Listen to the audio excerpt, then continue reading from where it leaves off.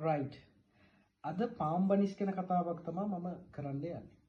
මම හිතනවා ඔයාලා හැමෝම මේ බේකරි නිෂ්පාදන රස විඳලා ඇති. නමුත් මේකේ තියෙන සැඟවුණු කතාවක් තියෙනවා.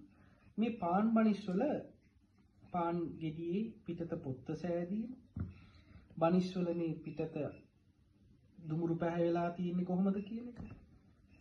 වෙලා තියෙන විදිහ ගැන තමයි අද අපි කතා කරන්නේ.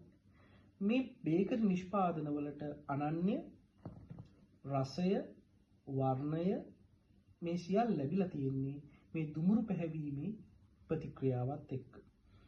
අපි ඒක එන්සයිමීය නොවන දුමුරු පැහැවීමේ ප්‍රතික්‍රියාවක් විදිහට හඳුන්වනවා. අපි ඒ ගැන පොඩ්ඩක් බලමු. පුතේ පාන් බනිස් වලට මේ ආවේනික දුමුරු පැහැය ලැබිලා තියෙන්නේ, ආවේනික රස ලැබිලා තියෙන්නේ මේ සිදුවන ප්‍රතික්‍රියාවත් එක්ක.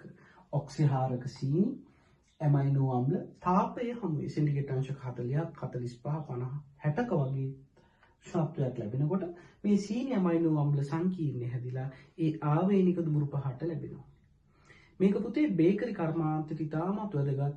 අපි රසවත්ව මේ බේකරි නිෂ්පාදන රස විඳින්නේ මේ මේලාඩ් ප්‍රතික්‍රියාව නිසා.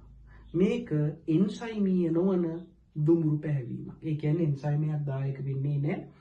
අපිට කියන්න පුළුවන් සරලව ප්‍රෝටීන සහ සීනි තාපය හමුවේ තමයි මේ දුමුරු පැහැවීම වෙන්නේ.